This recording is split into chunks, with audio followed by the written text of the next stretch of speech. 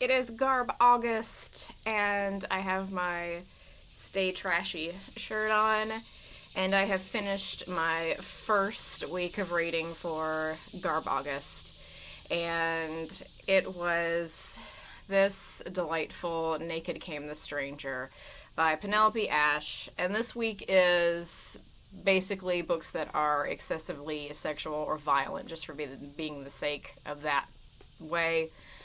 This book is not really what it pretends to be. It was written by a bunch of writing critics during the 70s when they thought that the trash that was being published was really just out of hand. And there's kind of a caveat to all of this with the fact that this book is kind of, in writing to me, it's kind of mean-spirited in what it was intended for, because it was basically written to show that readers had no taste, or at least what was being popular at the time, they were not picking out critically good books, because this was the time period when you had stuff like Valley of the Dolls and different things that were very, very popular book reads. Now, I would argue that is always the case. For everything that you have that is critically acclaimed, you have things like 50 Shades and all sorts of stuff that are not critically acclaimed but are very, very popular. That's not even saying they're well written. I've read 50 Shades. It's not well written. But that doesn't turn away from the fact that it had some sort of factor to it that made it popular, either titillating or something in it that made people interested in reading it, whether it was good or not. And some of these are people who, it's interesting when it comes to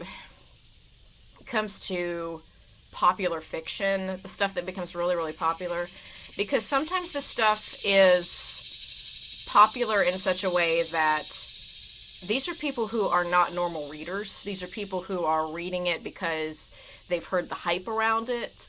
And some of these people, when it comes to taste in books, they just either don't have a lot to go on, or they're not looking for something that's really literary and highbrow and whatever else. So it's kind of a hard thing to sit down and say, yes, everybody should be absolutely falling in love with what is the greatest critical thing at a given time. And that's just not what we as a consumer culture are. That isn't the way with TV shows. Why would we have shows that are just absolute utter trash, like reality TV and different things, being so popular? And it's because people just like stuff where that you can turn your brain off for. But these particular critics did not feel that way. They felt like that they were, I guess, being threatened by the fact that trash was becoming so popular in the 70s, and it was such a popular, most of the books that were being sold to that level were not really critically very viable. And in doing that, they all got together and decided they would write a book just as trashy as everything that was being produced at the time, and they would put it out on the market, just basically to prove that the public were non-discerning readers. Well, the public's also the one who's making your money, so it's kind of a double-edged sword here with trying to prove that your buying public is not well versed in what they should be reading. So they came up with this book. It is about this radio show, which is Billy and Gilly, and Jillian has just found out that her husband is cheating on her, and because of that, she has decided that she is going to cheat with everybody in the greater neighborhood of King's Neck, which is where she lives. So every chapter is basically her conquest of one of these men. I had a hard time with this book. First off, because it feels like it is written by men who think they are far funnier than they actually are. It doesn't delve the whole way into satire. Some chapters kind of do, because you can tell some of these guys, because each chapter was written by a different critic. Some of these people were a lot more tongue-in-cheek than some of the other ones were. They were actually trying to keep a pretense of the book being a whole book by one person, because they did put it out that this was going to be a book that was by this woman named Penelope Ashe, and they even had somebody's sister-in-law like kind of pretend that she was the one who wrote it. But the whole ruse didn't last very long, and then they kind of figured out pretty quickly that this was a compilation spoof on what was going on at the time in the literary world. And what I mean when I say about it's written by men who think they're funnier than they are is every chapter has this very distinct element of, there's just a level of misogyny to all of it that is kind of that is a bit distasteful, and it is just basically like, they talk about Jillian's features and body, and also you can tell it's written by men. I'm just putting it this way, that the way it is written, I was like, oh, this is written by a man. And it's all Jillian is just seen as this complete succubus of sorts, that she just ruins every man's life, which, if that taken to its end in a certain way, would have been funny satire. It would have been, if there hadn't been so many other elements that I was like, this is just distasteful. If there had been more humor, if they'd played that up. But I think they were not doing that because they were trying to make it look like a real book, which also is a problem because you're not having one whole long narrative by one person. So you have one person kind of being a lot more funny than another one was. And some of the stuff that's in it is very offensive, like just offensive. It's just offensive in a way about how they talk about other races. It's offensive in just kind of the crudeness of it. The sexual content is really not that extreme at all. I have read way more extreme than what it gets into. So the whole salacious quality that they were trying to sell this thing on isn't really, if that's what you were looking for, that's not really what's happening in it. It's almost like they tried to do this spoof thing, but they didn't go far enough.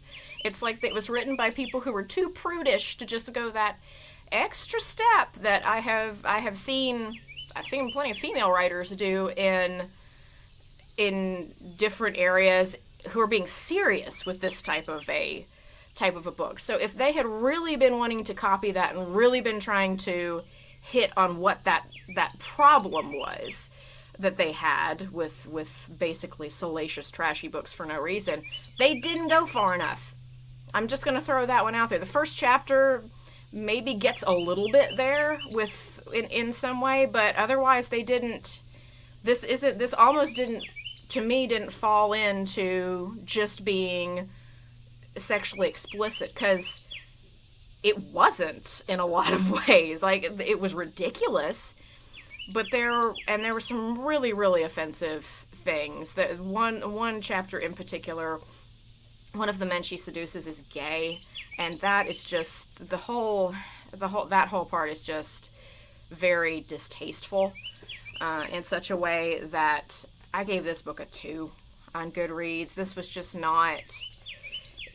It felt like it was being written by people who were being who thought they were being more clever than they actually were. It felt like a bunch of people sitting around at a table and ha ha ha ha, we're going to make fun of what we think is unacceptable.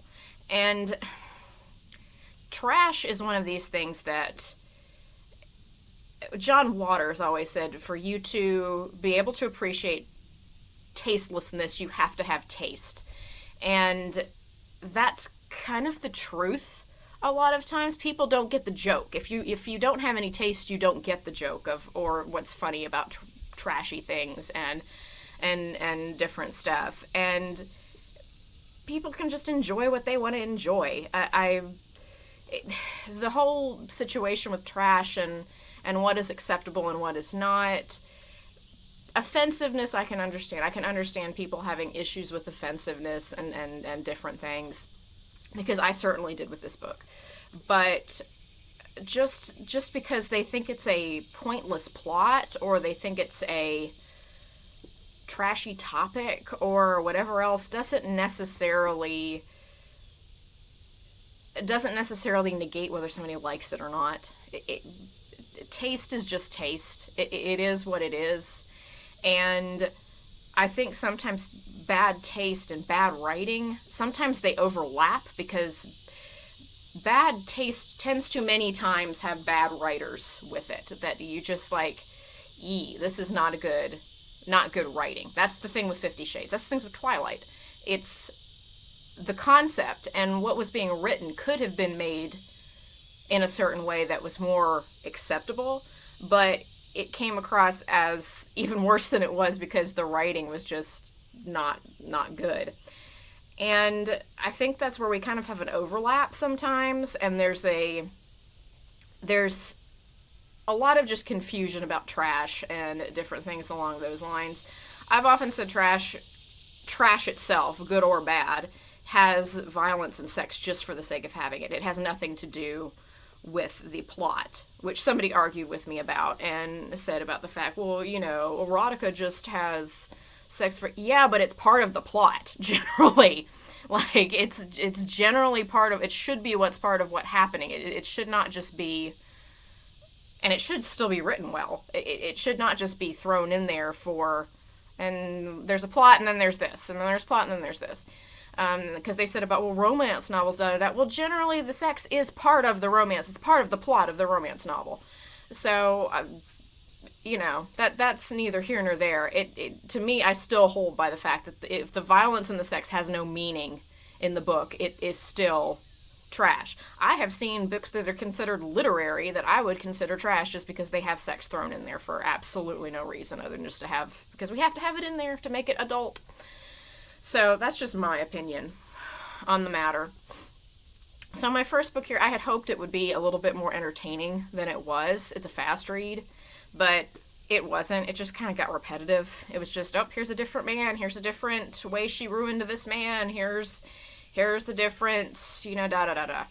And, it, again, I felt like it was written by people who thought they were being more clever than they actually were. Now, next week is historical trash, so I'm reading The Tarnsman of Gore, which one of my favorite Mystery Science Theater episodes is The Outlaw of Gore, which is just, it's so bad. It's so terrible. And I've already gotten like a chapter in it. I'm like, this is already just terrible in how it's written. So we will get into next week and some historical trash. I have so much to say about The Abominable that I am finishing, that holy cow, is that a book that I just want to throw across the room and then light on fire. It is the most frustrating thing that I have ever written, and I understand everybody loves The Terror, and Drood was very popular and stuff like that, but this book, I don't know what he was doing when he wrote this book, but this book is pick a genre, sir. Like, you started it out as a literary fiction, like trying to be serious literature for 2/3 of the book, at least, and now we've gotten into the last section, and you've decided that this is now like a men's adventure, Scooby-Doo, something happening here, and it's ridiculous. It is ridiculous. I've seen A-Team episodes that made more sense than is what happening than in the book, which is making it a struggle to finish, because every time I read it, I'm just like, with the next twist that happens, and I'm just like, oh my word, this does not fit at all to what was happening beforehand. And I finished an H.P. Lovecraft biography that I will be doing an interview of out here in the heat once again. As you can hear the cicadas all screaming around me out here in the blazing humidity. But moving on with the trash, you're going to hear quite the rant when I get to Go Ask Alice, because I have some feelings about that horrible, horrible author. And we will get there. And I'm also doing a non-fiction trash that it's kind of just about a case that was handled trashily, and a book was written about it, about the tabloids that happened at the time. So we are getting into some August, some dog days of the summer, and some messy hot trash.